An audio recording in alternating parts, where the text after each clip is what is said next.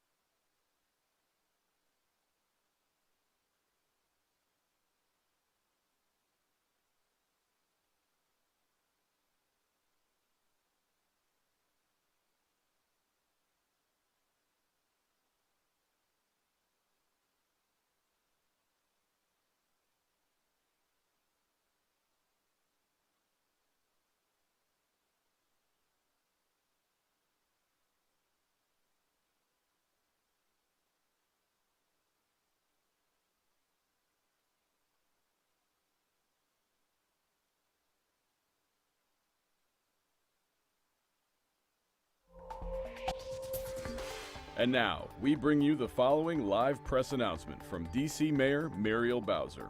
Our regularly scheduled program will resume following the Good announcement. afternoon. I'm Muriel Bowser. I'm the Mayor of Washington, D.C. I'm joined today by the Director of D.C. Health, LaQuandra Nesbitt, and the City Administrator for the District of Columbia, Kevin Donahue.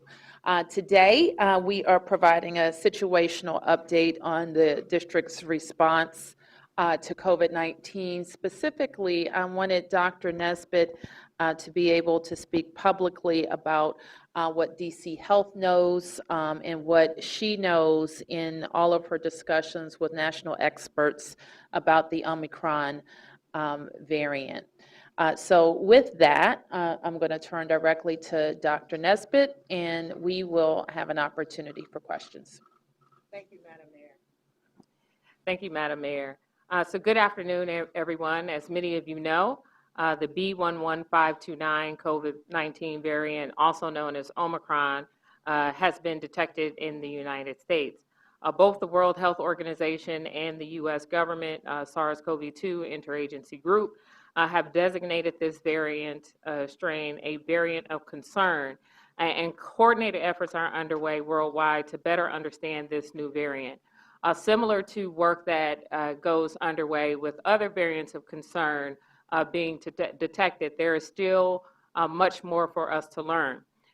When we say that, what we mean is that and you may recall with the experience we had with the Delta variant, is we want to understand things like where has the variant spread around the world. We now understand that several countries have been affected.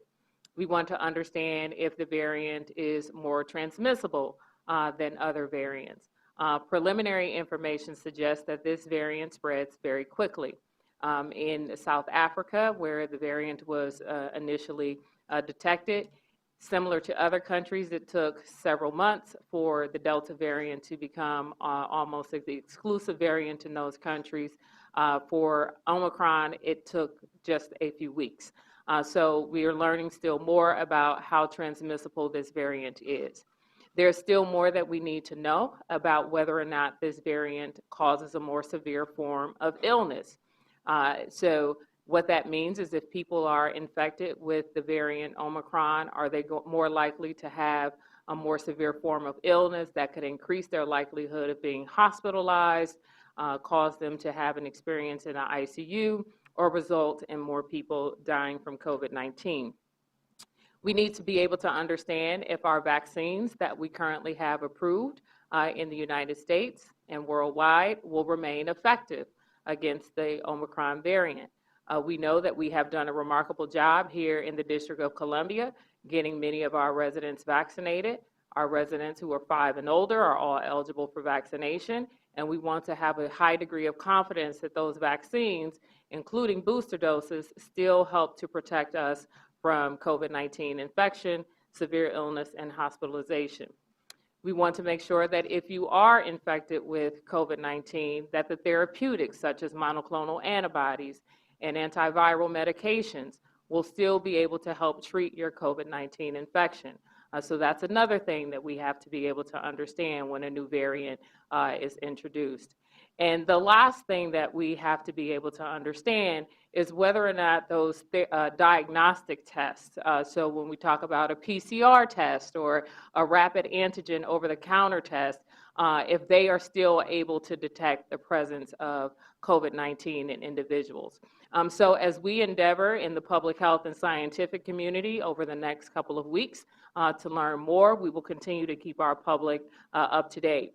But over the next few slides, we'll share with you all of the things we can continue to do as a community to protect ourselves and decrease our collective and individual risk of the spread of COVID-19 here in Washington, D.C. in the National Capital Region. So in the District of Columbia, DC Health mandates that all district hospitals and private laboratories sequence a minimum of 10% of their positive SARS-CoV-2 positive specimens and report that information to DC Health. Any laboratory that does not have the capacity or capability rather to perform sequencing can send 10% of their specimens to the DC Public Health Laboratory for sequencing. This requirement has been in place for quite some time.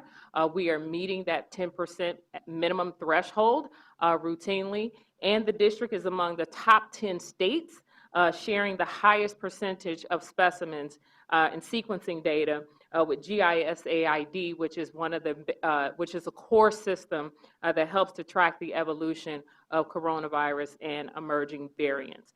So we're doing a remarkable and exceptional job here in the District of Columbia with sequencing variants and detecting variants.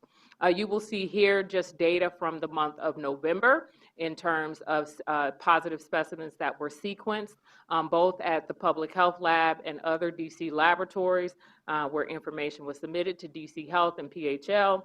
And about 97% of all positive specimens that were sequenced were positive for Delta as the variant. So Delta is the dominant variant in our community at this time, and we do have the ability to detect other variants, some named, and then there's this whole other thing called phylogenetics that myself and definitely the leadership at the Public Health Laboratory could explain in excruciating detail.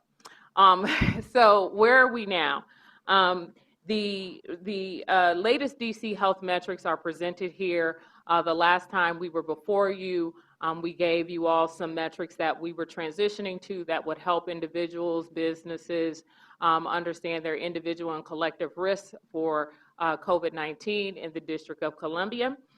This slide you can see here, in the last month, we have seen a rise in COVID-related hospitalizations when compared to the previous month, but we've also seen an increase in the proportion of our residents who are fully vaccinated, and we want to continue to make that progress.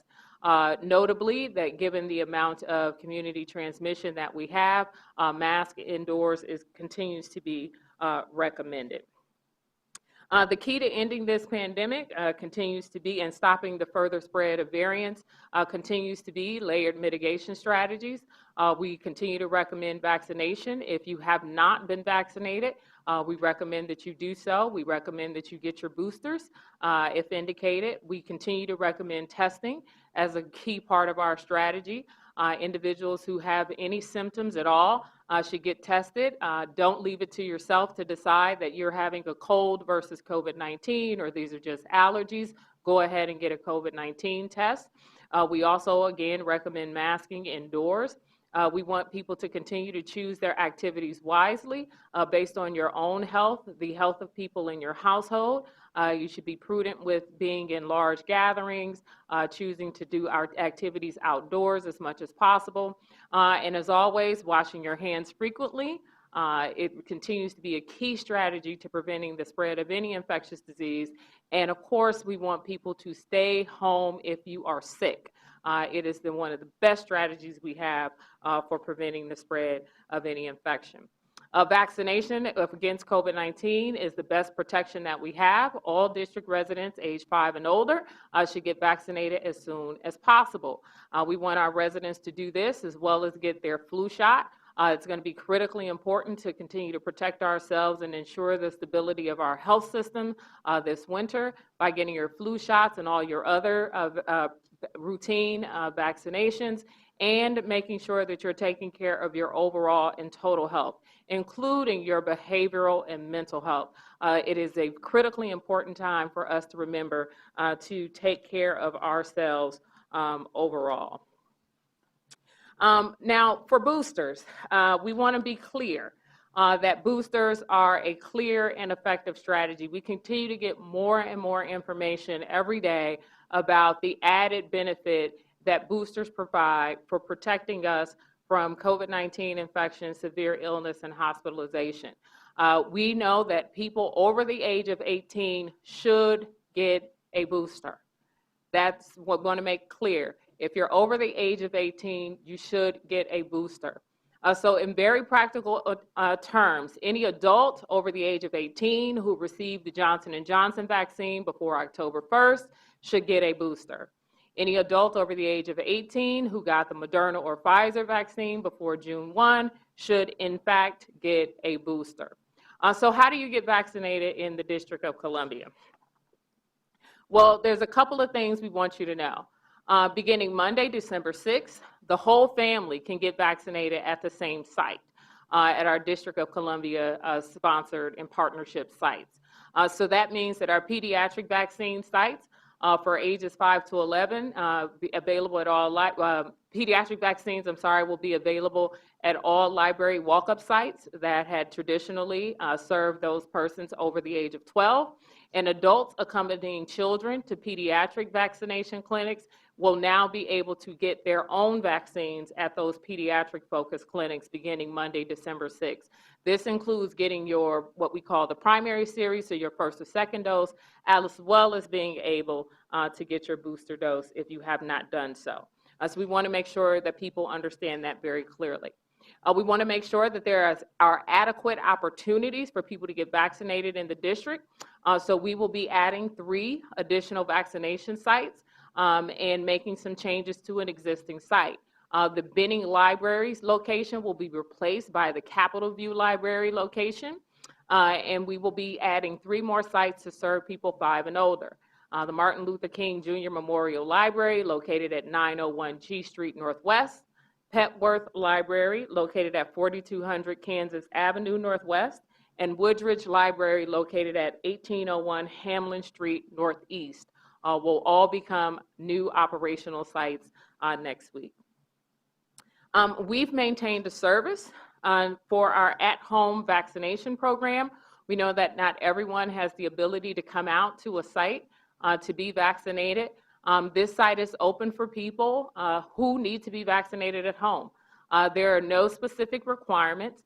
You do not have to provide anything such as proof of limited or mobility or any homebound requirements. This is just simply open to people who have a need to be vaccinated at home.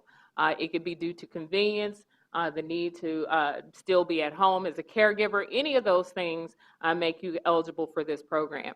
On Monday, December 6th, we are proud to say that we will be able to expand the at-home vaccination program to children ages 5 to 11. So this can become a remarkable opportunity for the entire family to get vaccinated at home. And you can call 1-855-363-0333 to make an at-home vaccination appointment. So just to make very clear, what are the 4 ways to get vaccinated and boosted? Because we want people to know there's an ample supply of vaccine in the District of Columbia. Again, I'll repeat, there is an ample supply of vaccine in the District of Columbia, and there are 4 ways that we want people to think about when they make the decision to get vaccinated or to get their booster. First, you can walk up to a district-operated site, and those sites are updated and listed on vaccinate.dc.gov.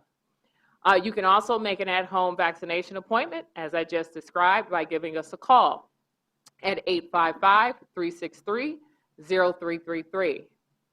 As always, you can make an appointment with your healthcare provider. There are several healthcare providers and provider organizations throughout the District of Columbia who are offering all 3 types of vaccines. And fourth, you can make an appointment at several of the pharmacy retail locations throughout the district at any site listed on vaccines.gov. So plenty of options. Some are walk-up and accessible 7 days a week, and some may require you to make an appointment. We still have testing, as I mentioned, as a critical part of our strategy to reduce the risk of infection for COVID-19. On average, we have about 40,000 or so tests that are conducted each week, similar to trends that we see around any major holiday. Going into the holiday, we see increased testing, and during the days of the holiday, we may see a decrease in testing. We expect that this week, we will be on track to have another week where we see our testing numbers well over 40,000. So how do you get a test? If you need a test, get a test for COVID-19. You can make an appointment with your healthcare provider to have a COVID-19 test. You can now do an over-the-counter at-home test. These tests are available at many retail locations throughout the District of Columbia, and you can log your results. It's important for us to know if you have a positive test result so we can help you make decisions. You should always isolate immediately, stay at home immediately if you have a positive COVID test. If you do or don't have symptoms, it's still important to stay at home if you have a positive COVID test, and then give us your results at coronavirus.dc.gov/over-the-counter. You can pick up and drop off a free at-home testing kit at any of the 27 sites we have at coronavirus.dc.gov/test yourself. And fourth, you can go to a district-operated walk-up site listed on coronavirus.dc.gov/testing. Now, masking. It's really important for us to note that DC Health will continue to advise and make recommendations on the use of masks for vaccinated and unvaccinated individuals. As I mentioned before at the start of our discussion, that our daily and weekly case rates indicate, according to the CDC recommendations, that all people wear masks indoors in public if they are in areas of substantial or high transmission, and currently we are classified in substantial transmission in the District of Columbia. As such, DC Health has issued a mask advisory today that all people, regardless of vaccination status, should wear a mask indoors in public settings. So we want people to definitely heed that message. This is consistent with our previous statements to folks around how to follow our metrics and how to follow our guidance. And we want people to continue to be reminded that masks continue to be required in the following settings. Any private business that wants to have a mask requirement is able to do so. Healthcare facilities, including hospitals, primary care facilities, ambulatory surgical centers, urgent care facilities, you are required to wear a mask. Public transportation, like buses and trains inside train stations, airports, and while in rideshare vehicles, schools, childcare facilities, and libraries, congregate facilities such as nursing homes, assisted living facilities, shelters, and correctional facilities, and DC government facilities where there's direct interaction between employees and the public. As for the district's continued response, I'll turn it back over to the mayor. Thank you, Dr. Nesbitt. And let me just add that part of what you heard from President Biden earlier and Dr. Nesbitt now is that the medical and scientific community is following its protocols when it comes to variants of concern. And the federal government and the district government are making sure that we can continue to respond if we see an increase in cases. And part of that is ensuring that our testing capacity is where we need it to be. So earlier in the fall, the authority that I have used throughout this pandemic to make sure that we have testing supplies, and that includes people, and it also includes the ability to advertise these different programs. And that emergency procurement authority was removed in November. So I'm asking the council to restore that authority so that we don't lose any time in procuring those supplies. So with that, we'll answer your questions.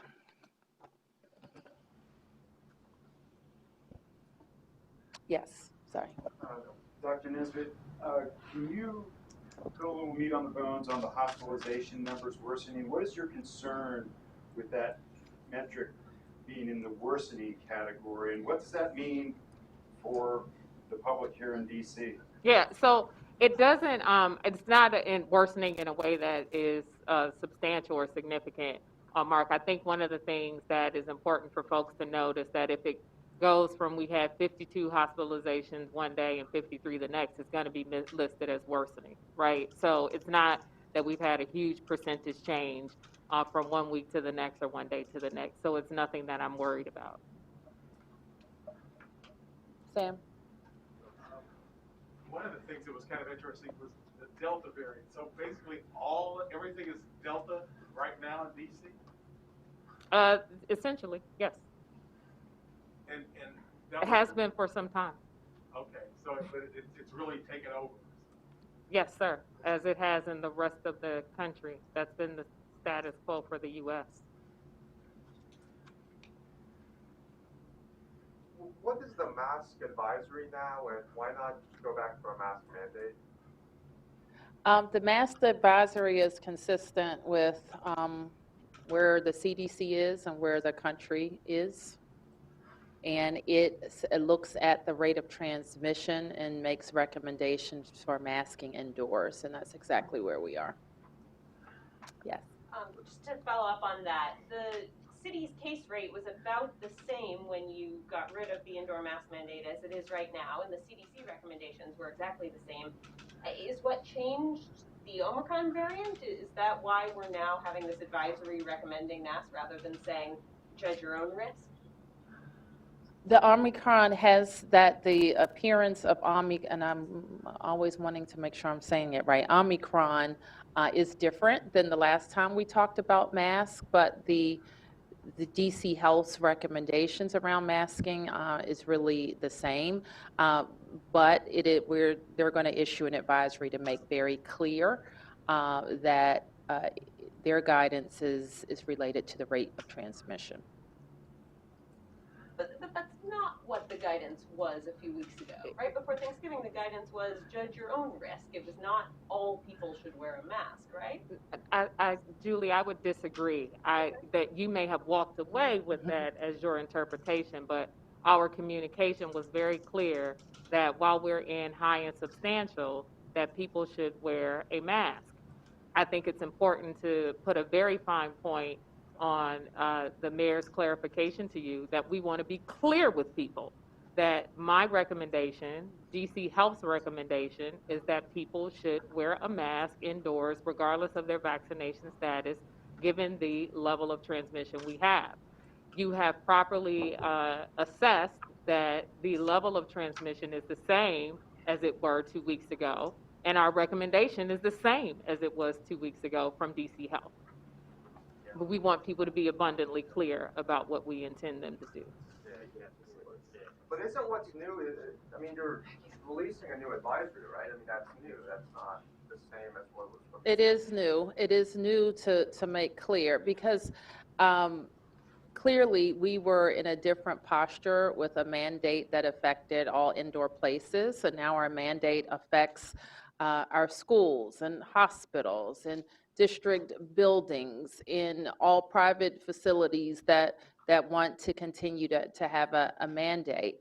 And we did not want the message to be that there was no recommendation to wear masks indoors, because that's always been the case in cases where there's substantial or high transmission. The mask advisory, I think, packages that up very nicely for you and for members of the public to be clear what DC Health has advised. Yes. Mayor Bowser, can you update us on, the last time we spoke at a COVID update, you said that you thought the next logical step would be for you to remove the testing option for DC government employees and just make it mandatory across the board for all of them to be vaccinated without that testing option. Are you any closer to that? I don't think we are, Mark, like today, but we continue to look at the mandated employees in DC government and the mandated employees in the healthcare system. Those mandated employees include everyone working with our children in our schools and child care facilities, and our healthcare providers, including our fire and EMS. So those people are mandated. We haven't rolled it back. We haven't given them a testing option. The only, if there are any people who we don't know about at this point, is because they haven't submitted, in which case they would be in a disciplinary process, or their exemption requests are being reviewed. And following that line there, could maybe the Deputy Mayor update us on that disciplinary process? But again, last we spoke, there were a handful. Yep, sure. Kevin, do you have that? You update us on Okay. both discipline and the waiver process, if any waivers have been denied or granted? Sure. So across all of DC government, there's 880 individuals who are in some form of the disciplinary process related to the mandate. Most of those pertain to the educational mandate, and the first step is formal notification that someone's out of compliance. We do find when we do that, a number of people, it's often a large number, do either get in compliance or, and I've said this before in these settings, that there's some people who've been vaccinated for months that have not wanted to inform us of their status. Now they have to, and they're going and doing that. The fire EMS numbers that I gave last time have not changed. So there are, I believe, 6 or 7 individuals who are in disciplinary status from fire EMS. So of the 880, the majority of those are in the educational. The educational mandate applies to that.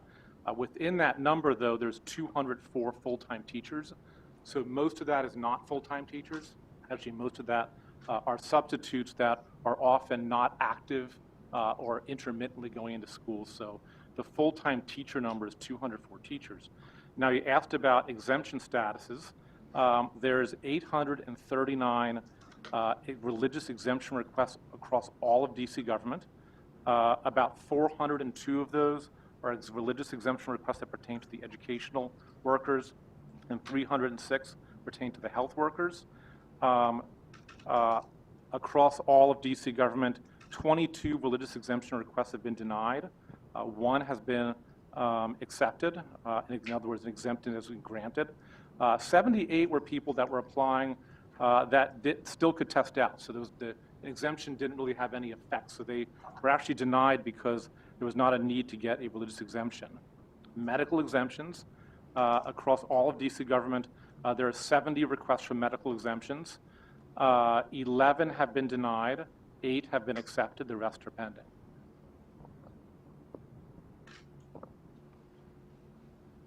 Sam?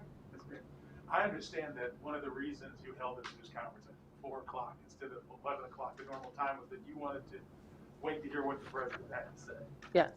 Did he say anything that has changed your message to us? I don't think so, Sam. And I didn't. We had an inkling of what he would talk about, but the main reason I wanted to gather today was so that Dr. Nesbitt could talk directly to DC residents about what her discussions at a national level mean for us. Yes, I'll take one. Yes. Yeah, so just one follow-up and then one more for the mayor. Of the 204 teachers that are in some form of discipline, have any been removed from the classroom? No, that's a good question. So let me clarify, so you raise a good point. So the discipline, except for, for everyone associated with the educational mandate, the form of discipline they're currently in is that formal written notification that they're out of compliance, which is in our collective bargaining agreements, the first formal step of formal discipline. The step after that would be some level of suspension, typically a 5-day suspension that would then lead to a longer-term leave without pay status. What other jurisdictions have found is when they make that leap from a written notification to you losing pay for, say, 5 days, that numbers do go down. So all those 204 teachers are at their written notification status. No one at this point has been suspended. And then Mayor Bowser, on the Emergency Procurement Authority, can you help us understand if something that you wanted to do, you wanted to purchase, something important wasn't purchased because of this, or how can we kind of relate to that? Yes. Kind of like government speak to us. It is a little bit, but let me just say, the reason that we have been able to deploy so quickly throughout this response is because we have been using a process. We agreed with the council with how to do purchasing that is in an emergency posture. And that just makes us be able to compete in the market for goods a lot faster and procure those goods. So I was made aware yesterday that DC Health was not able to get as fast as we need these at-home testing kits. And I'm talking about the rapid test. And as you know, supply chains the way they are, we need to be in the market and we don't need to be delayed. Similarly, the testing kits that we have been using where people are picking up from their libraries, we need to be able to procure large amounts of those. So as the president emphasized earlier, to your point, Sam, their recommendations to us is to be, and to the American people and to district residents, is that avail yourself of testing. So if you are exposed, you can isolate, and we don't have the type of spread that will take off and really cripple our country. So testing and amping up those supplies is very important. And there could be other things that we right now aren't anticipating, or we are anticipating, but we need to do them faster. So it's a point that we just want to convey with some urgency. Yes. For folks who are watching at home who maybe are paying close attention to the mask advisory, who aren't always paying attention to public health, can you give people some context about what is a public health advisory? What are the situations where we use that tool? Yeah, great question. I advise you to take a specific action because the conditions in our community suggest that you should in order for you to be safe. Can you give some examples of other times you've used a public health advisory? Any other times you've used this? I've been here 7 years, so I'd have to think about that. I mean, could you do like a vaccine advisory then, or like, are there other advisories? We could. We've been advising in a lot of ways about vaccines. Or so whether or not I've done one, but I think you're familiar with like boil water advisories, and we have meetings with DC Water for those, right? So I'm not sure what other context to kind of give you, right? So think along those lines. Yeah. Yeah, Just a couple more, yep. I'd like to ask about, I mean, you mentioned SelfTest Kids. How hard is it to find things on the market now? And could you give some sort of insights into that? I mean, when the pandemic first hit, obviously states and everyone competing with one another. Is the market getting difficult again? Is that, and what specifically are you seeking in addition to SelfTest Kits, and how many? Yeah, so it depends on the product, right? So I think there's a huge difference in terms of what exactly we're trying to procure in different time frames, right? So when something new comes to market, naturally any manufacturer or producer probably has a period of time where they need to ramp up production, understand what demand for their product would be, and eventually reach equilibrium for demand and supply.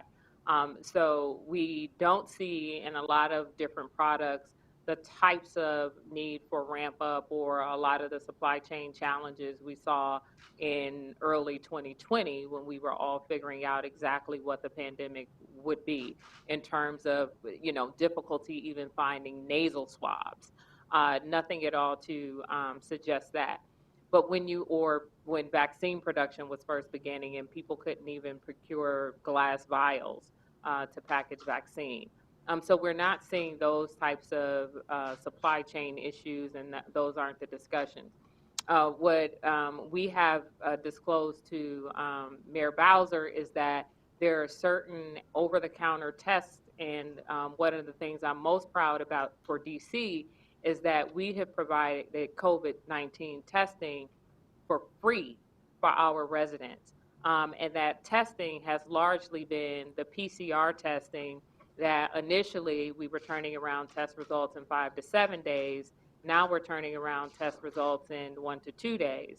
We would like to be able to go a step even further and provide rapid testing where you get results in 15 minutes for free for our residents. So we need to be able to compete in the marketplace for procuring those types of tests for people. Right now, you have to purchase them over the counter, and we know for some of our residents, it's not affordable to go to a retail location and to have to pay $10, $15, $20 for a COVID test.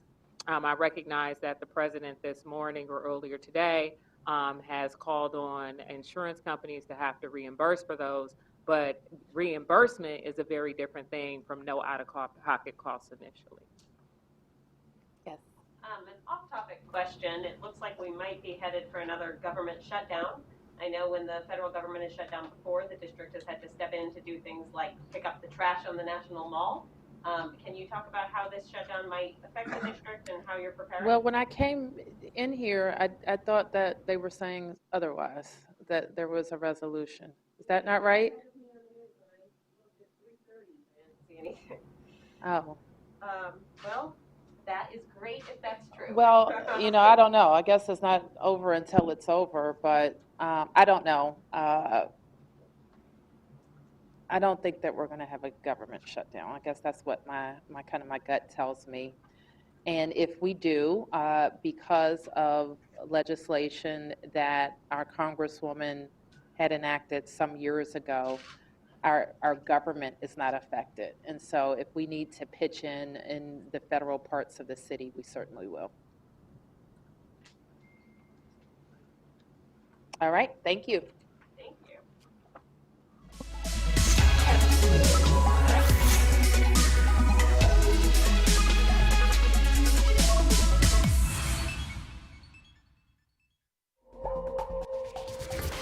We now return to our previously scheduled program, already in progress.